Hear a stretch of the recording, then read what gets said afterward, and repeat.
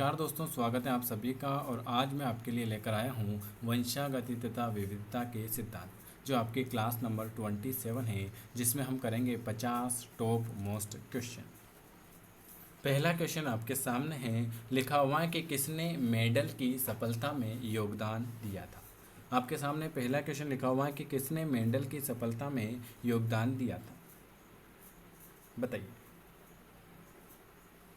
Very very good. तो Mendel की सफलता में योगदान दिया था डाटा का गुणवत्ता विश्लेषण नहीं, विभिन्न आनुवंशिक विशेषकों का अध्ययन नहीं, उनके जीव विज्ञान की जानकारी नहीं।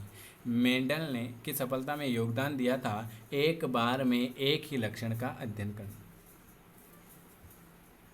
क्या करना? एक बार में एक ही लक्षण का अध्ययन करना। दूसरे नंबर का क्वेश्चन क्या लिखा हुआ है?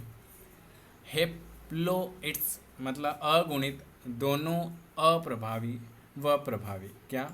दोनों अप्रभावी, अगुणित दोनों अप्रभावी व प्रभावी उत्परिवर्तन को व्यक्त करते हैं, क्यों? हेप्लोइड्स जो होते हैं वो अप्रभावी व प्रभावी दोनों उत्परिवर्तन को व्यक्त करते हैं, क्यों?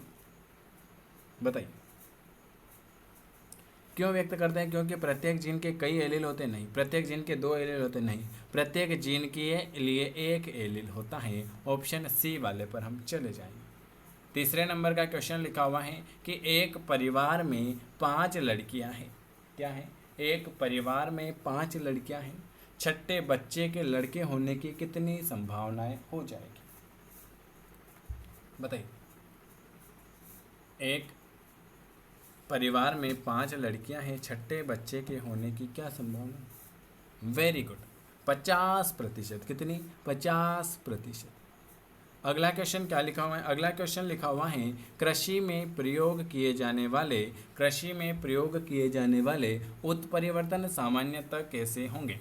कृषि में प्रयोग किए जाने वाले उत्परिवर्तन जो हैं सामान्यतः कैसे होंगे? प्रेरित, स्वत, घातक या अप्रभावकारी घातक? Very good. कृषि में प्रयोग किए जाने वाले उत्परिवर्तन जो होते हैं वो सामान्यतः प्रेरित होते हैं। क्या होते हैं? प्रेरित होते हैं। ऑप्शन ए वाले पर हम बिल्कुल चले जाएंगे। अगला क्वेश्चन, मनुष्यों में द्विगुणन गुणसूत्रों की संख्या कितनी है? मनुष्यों में द्विगुणित गुणसूत्र की संख्या कितनी होगी? 46, 44, 42 या 48? जो भी पहली बार देख रहे हैं लाइक कर देना, शेयर कर देना, सब्सक्राइब कर देना। हमसे जुड़ना चाहते हैं तो बिल्कुल दिए हुए नंबर पर मैसेज करके ऐड हो जाना 9753749986 पर। Very good. क्या लिखा हुआ है? मनुष्यों में द्विगुणित गुणसूत्रों की संख्या कितनी हो जाएगी? 46 हो जाएगी। कितनी हो जाएगी? 46 हो जाएगी। अगला क्वेश्चन लिखा हुआ है कि 2 संलग्न जीन, क्या 2 संलग्न जीन ए तथा बी 20% पुनर्संयोजन दर्शाते हैं। प्लस प्लस बटा plus plus into A B बटा ए बी के द्विसंकरण से बने संकरों से उत्पन्न युग्म में अनुपात जो होगा वो क्या होगा? Plus plus 80 A B 20, plus plus 50 A B 50, plus plus 40 A B 40, plus A 10 या बी 10, या plus plus 30 A B 30, plus A 20 या बी 20? Very very good. तो 2 संलग्न जीन जो होते हैं वो आ जाएंगे प्लस प्लस 40, ए बी 40, ए 10 और बी 10। ऑप्शन सी वाले पर हम चले जाएंगे। अगले नंबर का क्वेश्चन लिखा हुआ है 7वें नंबर का, टिट्रेकल विकसित की गई हैं अतः अंतर्देशीय संकरण द्वारा। टिट्रिकेल विकसित की गई हैं अंतर्देशीय संकरण के द्वारा। गेहूं और राई का, गेहूं और चावल का, चावल और मक्का के बीच, या गेहूं तथा एइजिलोप्स के बीच। तो टिट्रेकल, एक तो आप सभी को पता होना चाहिए कि गेहूं का वानस्पति नाम होता है टिट्रिकम एसिटम। तो ये चावल व मक्का तो आएगा नहीं, ये गेहूं और ये गेहूं। ठीक है, तो टिट्रिकल विकसित की गई हैं अंतर्देशीय संकरण के द्वारा, तो वो है गेहूं और राई, गेहूं और राई, ऑप्शन ए वाला आ जाएगा। जब एक मक्का के एल्बिनो मादा पौधे को हरे नर पौधे में संकरण कराया जाता है, तब अगली पीढ़ी के सभी पौधे एलिबो होते हैं, क्यों? जब एक मक्के के एलिबनो मादा पौधे को हरे नर पौधे में संकरण कराया जाता है, तो अगली पीढ़ी के सभी पौधे एलिबनो जो होते हैं, क्यों होते हैं भाई, बताइए। वेरी गुड कि सर मादा से प्राप्त लवक जो होते हैं ना, मादा से प्राप्त लवक जो होते हैं वो आनुवांशिक होते हैं।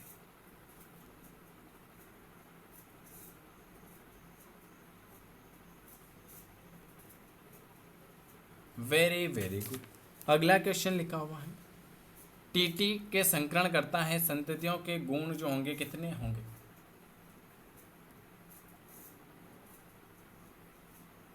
बताइए।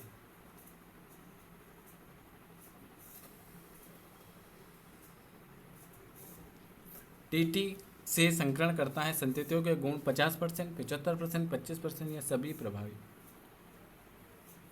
तो 50% अप्रभावी होंगे। क्या होंगे? 50% अप्रभावी होंगे। निम्न में से किसके कारण एबीओ रक्त समूह होता है? किसके कारण एबीओ रक्त समूह होगा? बहुकारी अनुवांशिकता, आंशिक प्रभाविता, बहुविकल्पता या प्रबलता?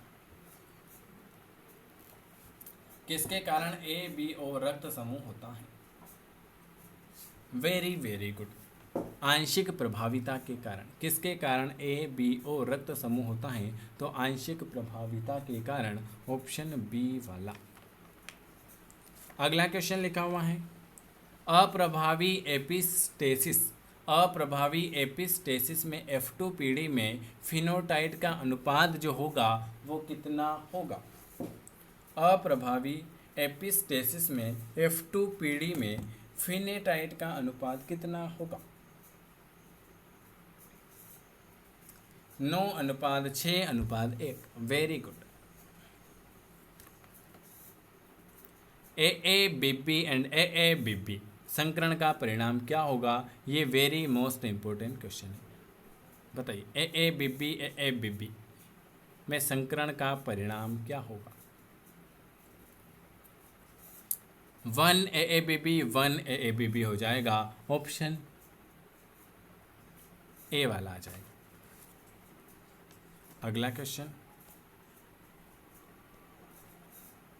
हिस्टोने का ऑक्टोमर जो कि डीएनए से संयुक्त होता है वो क्या बनता है? हिस्टोनों का ऑक्टोमर जो कि डीएनए से संयुक्त होता है क्या बनता है?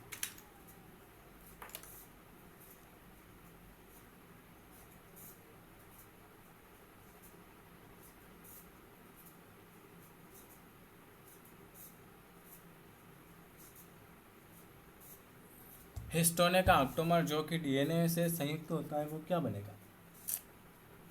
वो बनेगा न्यूक्लियोसोम बनेगा। क्या बनेगा? न्यूक्लियोसोम बनेगा। ऑप्शन हम बी वाले पर बिल्कुल बिल्कुल चले जाएंगे। यदि पति पत्नी सामान्यतः दृष्टि वाले हो तथा उनके अपने अपने पिता वर्णांध हो तो उनके पुत्र के वर्णांध होने की संभावना है।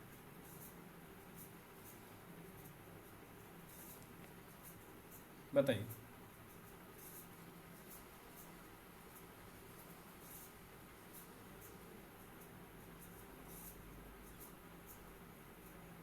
Very good. यदि पति पत्नी सामान्यतः दृष्टि वाले हो तथा उनके अपने अपने पिता वर्णांध थे तो उनकी पुत्री के वर्णांध होने की संभावना हो जाएगी 0%। कितनी हो जाएगी? 0%। Very good. अगला क्वेश्चन, निम्न में से कौन सी एक आनुवंशिक बीमारी है? वेरी मोस्ट, ये अभी हाल क्वेश्चन एग्जामिनर पूछ चुका था। कौन सी एक आनुवंशिक बीमारी है?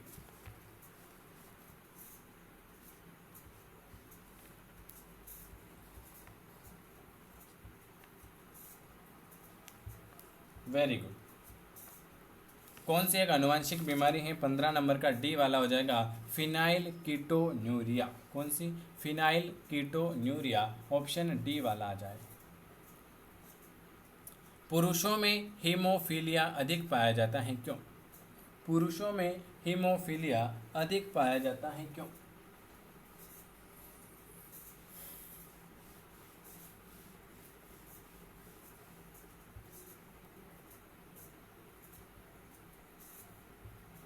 Very good. पुरुषों में हीमोफीलिया इसलिए अधिक पाया जाता है क्योंकि उसमें जो होते हैं अप्रभावी विशेषतः एक्स गुणसूत्र द्वारा लाए जाते हैं। किसके द्वारा? अप्रभावी जो होते हैं वो विशेषतः एक्स गुणसूत्र द्वारा लाए जाते हैं। बेटसन ने सहलग्नता व क्रॉसिंग ओवर के लिए संयुग्मन व प्रतिकर्षण नामक शब्दों का प्रयोग किया। प्रेतक के युग्म प्रकार का किसके क्रॉस और प्रतिकर्षण के साथ सही नाम लिखा हुआ है?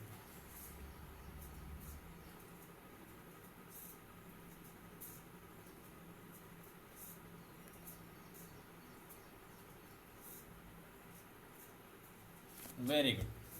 वेटसन ने क्या किया? वेटसन ने सहलग्नता व क्रॉसिंग ओवर के लिए संयुग्मन व प्रतिकर्षण नामक शब्दों का प्रयोग किया। प्रेतक के युग्म प्रकार का इसके क्रॉस और प्रतिकर्षण के साथ जो सही नाम है ना वो A B B A B B A B B A B B, ये चारों सही है। ऑप्शन डी पर आएंगे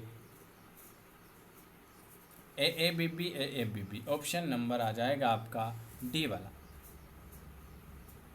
इसमें बड़ा ए बड़ा बी छोटा बी बड़ा ए छोटा बी बड़ा ए, देखो ऑप्शन आ जाएगा बड़ा ए बड़ा बी छोटा बी बड़ा ए छोटा बी ए बड़ा बी। ये इसका क्रॉसिंग और प्रतिकर्षण का सही नाम। Very good. डाउन सिंड्रोम से पीड़ित नर बालक में लैंगिक पूरक जो होता है वो कौन सा होता है? डाउन सिंड्रोम से पीड़ित नर बालक में लैंगिक पूरक जो होगा वो कौन सा होगा?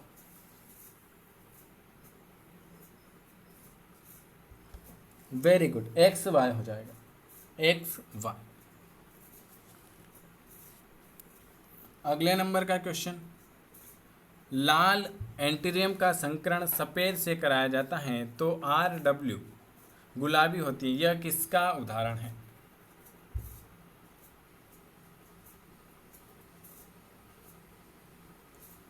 बताइए, 19 नंबर का क्वेश्चन।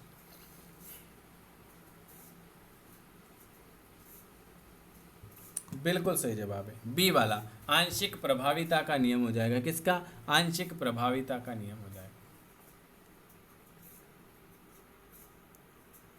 वह एलील जो अन्य एलील की उपस्थिति में अपने प्रभाव को व्यक्त नहीं कर पाता वो क्या कहलाता है? बताइए।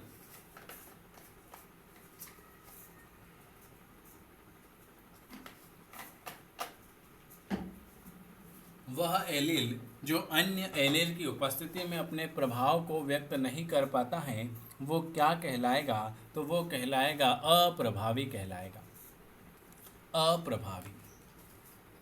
आँखों का नीला रंग आँखों के भूरे रंग पर अप्रभावी है। आँखों का नीला रंग आँखों के भूरे रंग पर अप्रभावी है। आँखों का भूरा रंग नीले रंग पर अप्रभावी लक्षण है। भूरी आँख वाला व्यक्ति जिसकी माता की आँखों का रंग नीला था, नीली आँख वाली महिला से शादी करेगा तो उसके बच्चे कैसे होंगे? बताइए।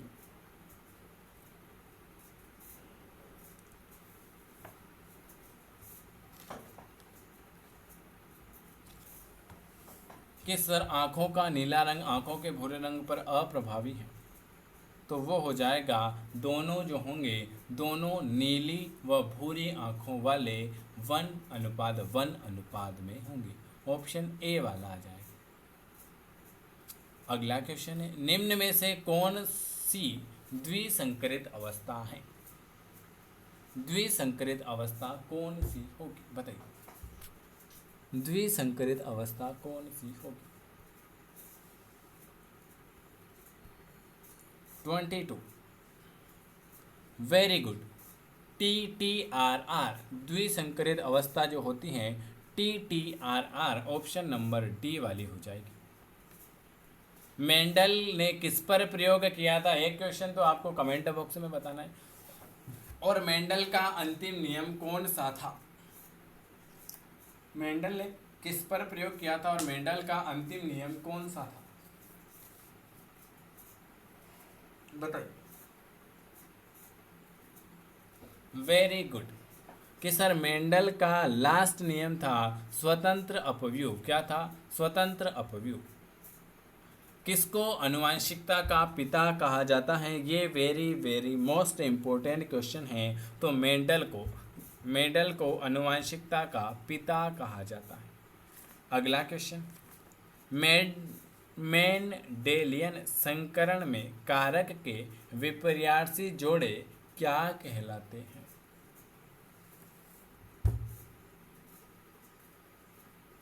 मेंडेलियन संकरण में कारकों के विपर्यासी जोड़े क्या कहलाते?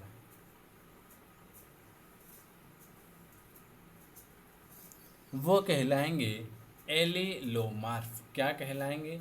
एलिलोमार्फ कहलाएंगे। Very very good. बहुएलिल निम्न में से किसकी आनुवंशिकता का नियंत्रण करता है? बहुएलिल निम्न में से किसकी आनुवंशिकता का नियंत्रण करेगा? वीडियो अच्छा लगे तो लाइक कर देना, शेयर कर देना और सब्सक्राइब जरूर करना।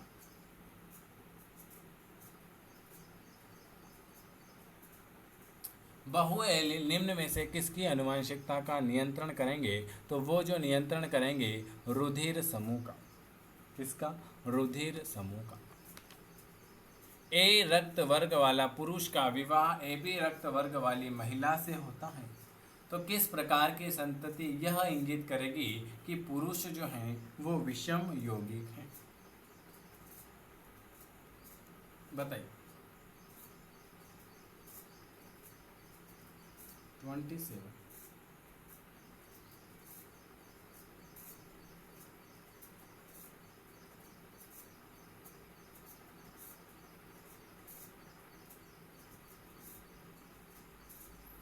27 वेरी वेरी गुड। डी वाला आ जाएगा B B B B B. अगला क्वेश्चन क्या लिखा हुआ है 28 नंबर का, कि एक वर्णांध लड़की मिलना मुश्किल है। एक वर्णांध लड़की मिलना मुश्किल है। वर्णांध लड़की तभी होगी जब क्या होगा? उसकी माँ व नाना वर्णांध होंगे, उसके पिता व नाना वर्णांध होंगे, उसकी माँ वर्णांध और पिता सामान्य दृष्टि वाले होंगे, या माता पिता सामान्य दृष्टि तथा दादा दादी नाना नानी वर्णांध होंगे।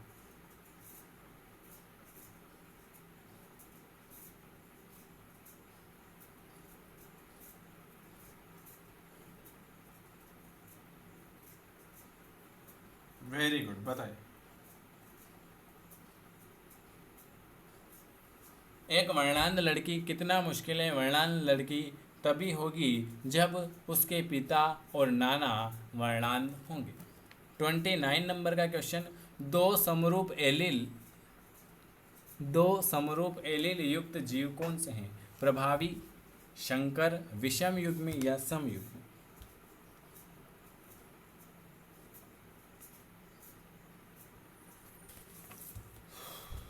वेरी गुड, विषम युग में हो जाएंगे।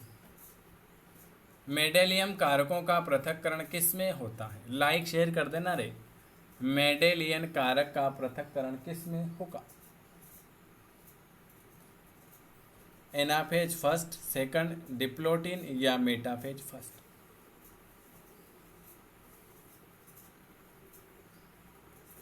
वेरी गुड, 30 नंबर का वेरी गुड।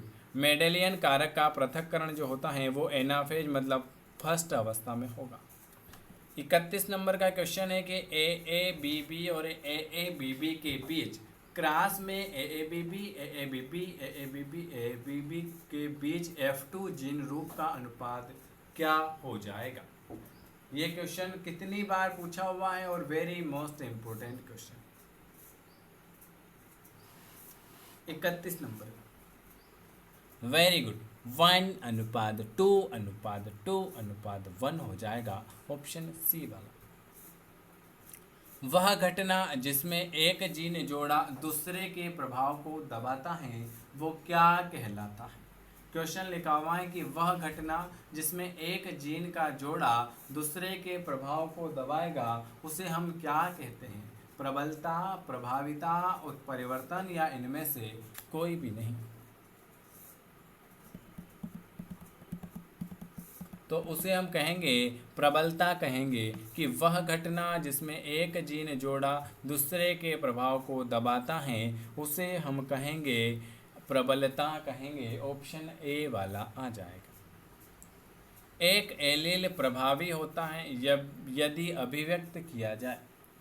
एक एलील प्रभावी होता है यदि अभिव्यक्त किया जाए। Very good.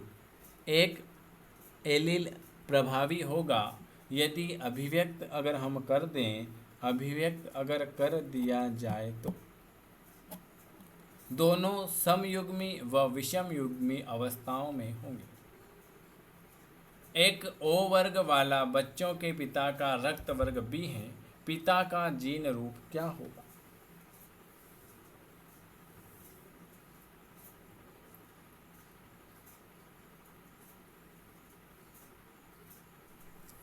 Very good, D वाला आ जाएगा। मनुष्य में 45 गुणसूत्र और एकल एक्स 100 असामान्य कारण होती हैं डाउन सिंड्रोम में, क्लीफेल्टर सिंड्रोम में, टर्नर सिंड्रोम में या एडवर्ड सिंड्रोम में। 35 वेरी गुड, सी वाला आ जाएगा टर्नम सिंड्रोम। चलिए अगले नंबर का क्वेश्चन आ जाते हैं 36। डाउन सिंड्रोम का कारण है क्रॉसिंग ओवर, सहलग्नता, लिंग सहलग्नता या गुणसूत्र का डिसजंक्शन।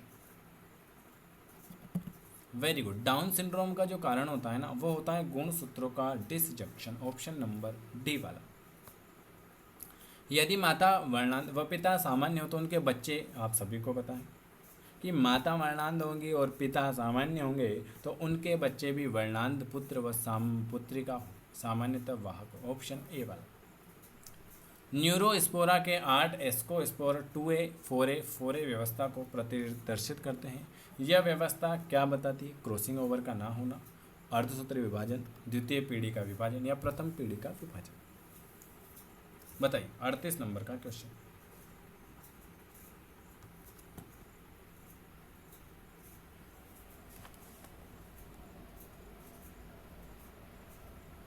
बताइए।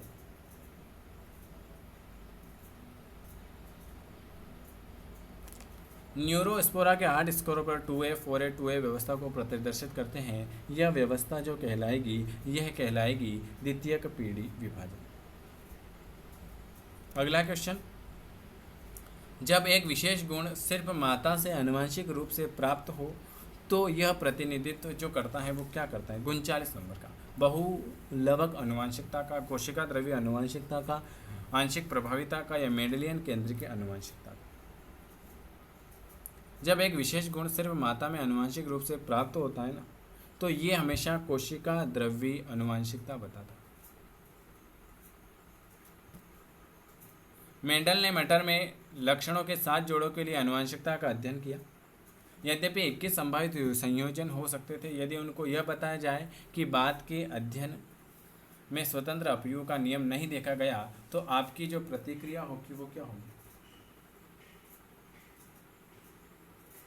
बताइए।